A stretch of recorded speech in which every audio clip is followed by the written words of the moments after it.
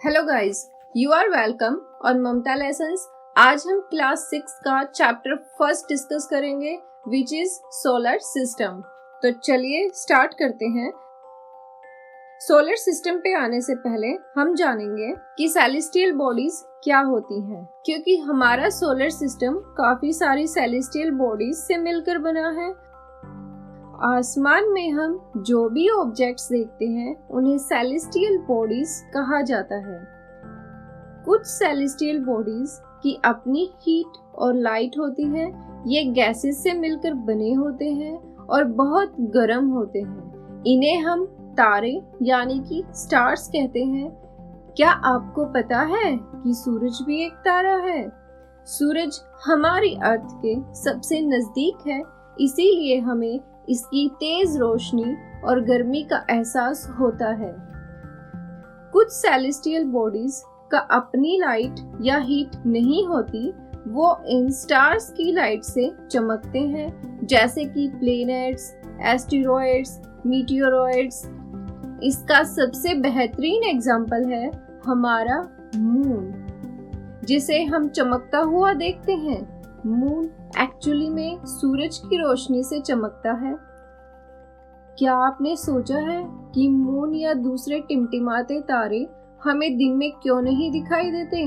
Answer simple है, दिन में सूरज की रोशनी बहुत ज्यादा होती है, जिसे हम आसमान में बाकी ऑब्जेक्ट्स नहीं देख पाते। चलिए, जब हम तारों के बारे में बात कर ही रहे हैं, तो अपने आसमान में तारों से मिलकर कुछ पैटर्न या शेप्स को भी बनते देखा होगा।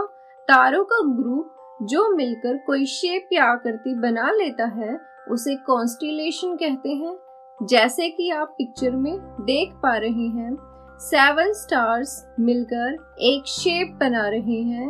ये एक प्रकार का कॉन्स्टेलेशन है। इस पिक्चर में दिखाए गए कॉन्स्टेलेशन को सप्तऋषि यानी बिग बियर नाम दिया गया है।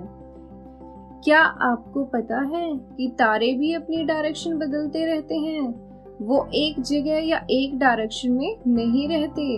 ऐसा क्यों होता है, ये हम कभी किसी और वीडियो में बात करेंगे। लेकिन एक तारा ऐसा भी है जो कभी अपनी पोजीशन नहीं बदलता। इस तारे का नाम है ध्रुव तारा यानी कि पोल स्टार। ये हमेशा हमें नॉर्थ डायरेक्शन में दिखाई देता है, इसीलिए इसे नॉर्थ स्टार भी कहा जाता है। पुराने टाइम में हमारे पूर्वज इसी की हेल्प से डायरेक्शन का पता लगाते थे। नॉर्थ डायरेक्शन का पता लगाने के लिए हमें सप्तऋषि कॉन्स्टेलेशन के 2 तारों को और ध्रुव तारे को एक स्ट्रेट लाइन में देखना है। यही हमारी नॉर्थ डायरेक्शन होगी, जैसा कि यहाँ पिक्चर में आपको दिखाया गया है ना आसान? आप भी इसे रात में आजमा कर देख सकते हैं, और अगर आपके एक बार एक डायरेक्शन का पता लग जाता है तो आप बाकी के डायरेक्शंस भी बता सकते हैं। जैसे कि नॉर्थ डायरेक्शन का पता लगा ध्रुव तारे की हेल्प से, तो उसकी ऑपोजिट में होगी हमारी साउथ डायरेक्शन। और आप ध्रुव तारे की तरफ फेस करके खड़े हैं तो आपके राइट में होगी ईस्ट डायरेक्शन और लेफ्ट में होगी वेस्ट डायरेक्शन। चलिए, अब आपको सेलेस्टियल बॉडीज क्या होती है इसका बेसिक आइडिया हो गया है। अब हम चलते हैं हमारे मेन टॉपिक की ओर, जो है सोलर सिस्टम। हमारा सोलर सिस्टम सन, 8 प्लैनेट्स, सैटेलाइट्स, एस्टेरॉयड्स और मीटियोरॉयड्स से बना हुआ है। वैसे इन सभी को हम सेलेस्टियल बॉडीज कहते हैं। Here is the picture of our solar system. अब हमारी इस पूरी सोलर फैमिली में सन हेड है, यानी कि इस परिवार का मुखिया है। हमारी सोलर सिस्टम के सभी ऑब्जेक्ट्स सूरज के चक्कर लगाते हैं। सूरज ही हमारे पूरे सोलर सिस्टम को बांधे रखता है। सूरज भी एक स्टार है जो गैसेस से मिलकर बना है। ये साइज में अर्थ से भी बहुत बड़ा है, लेकिन बहुत ज्यादा दूर होने की वजह से छोटा दिखाई देता है। ये हमसे लगभग 150 मिलियन किलोमीटर दूर है। बहुत दूरी की वजह से ही हम जिंदा हैं, नहीं तो ये हमें जला देता। याद रखें, हमारे पूरे सोलर सिस्टम को ऊष्मा यानी कि हीट और लाइट इसी से मिलती है। अब हम अपने 8 प्लैनेट्स की बात करते हैं। तो ये हैं mercury, Venus, earth, Mars, Jupiter, Saturn, Uranus and Neptune. पहले 9 प्लैनेट्स होते थे। नोवा प्लैनेट प्लूटो था, जिसे 2006 में इस लिस्ट से बाहर कर दिया गया था और प्लूटो को बोना प्लैनेट यानी कि ड्वार्फ प्लैनेट कहा जाने लगा। अब इनको सन से डिस्टेंस के बेस पर कैसे याद रखें, इसके लिए आप इन सभी प्लैनेट्स के फर्स्ट लेटर ले लीजिए। Simply make a sentence with these alphabets. For example, move them, Jason. Jason is the name of your friend. M for Mercury, V for Venus, E for Earth, M for Mars, J for Jupiter, S for Saturn, U for Uranus, and N for Neptune. One of the other sentence to remember is, my very educated mother just served us noodles. Now students, note down the name of planets on your oven. अब जैसे कि हमने पहले बताया था, सारे के सारे प्लैनेट्स सूरज के चारों तरफ एक इलोंगेटेड रास्ते पर चक्कर लगाते हैं। इस रास्ते को ऑर्बिट्स कहते हैं।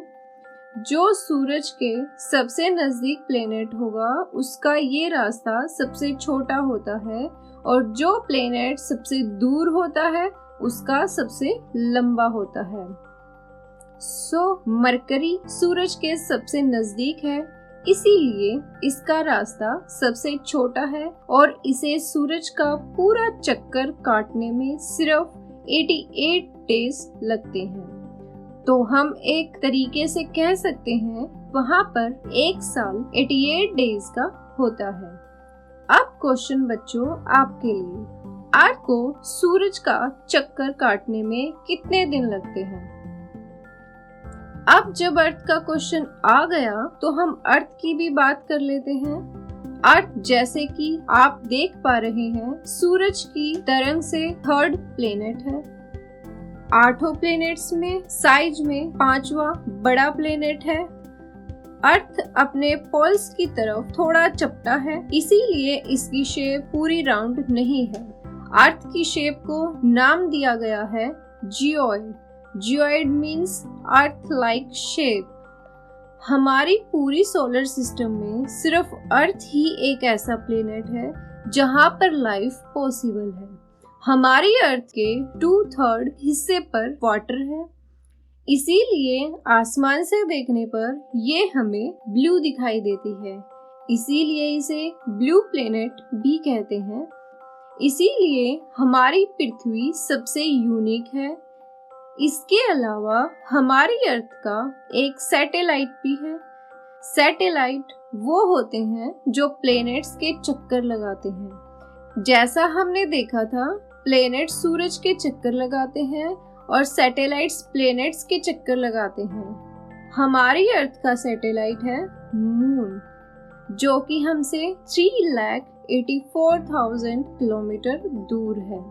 मून हमारी पृथ्वी का एक चक्कर 27 डेज में पूरा करता है। चांद का अपना कोई प्रकाश नहीं होता, ये सूरज के प्रकाश से चमकता है।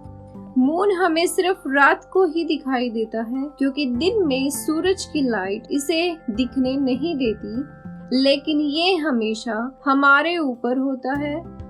मून भी हमें अलग अलग टाइम पर अलग अलग शेप्स में दिखाई देता है। जब मून पृथ्वी और सूरज के बीच होता है तो मून बिल्कुल नहीं दिखाई देता या सिर्फ बाहरी सर्कल दिखाई देता है, तो इसे न्यू मून नाइट या अमावस्या कहते हैं। जब पृथ्वी मून और सूरज के बीच आ जाती है तो हमें पूरा चांद दिखाई देता है। जब हमें फुल चांद दिखाई देता है तो इसे फुल मून लाइट यानी कि पूर्णिमा कहते हैं। ये चांद का शेप्स बदलना क्यों होता है, इसके लिए हम एक सेपरेट वीडियो बनाएंगे। हमारे सोलर सिस्टम में सिर्फ सन, प्लैनेट्स या सैटेलाइट्स नहीं होते, बल्कि एस्टेरॉइड्स और मीटेरॉइड्स भी हैं। एस्टेरॉइड्स और मीटेरॉइड्स भी हमारे प्लैनेट की तरह सूरज के चक्कर लगाते हैं, लेकिन ये इतने बड़े नहीं होते कि इन्हें हम प्लैनेट्स बुला सकें।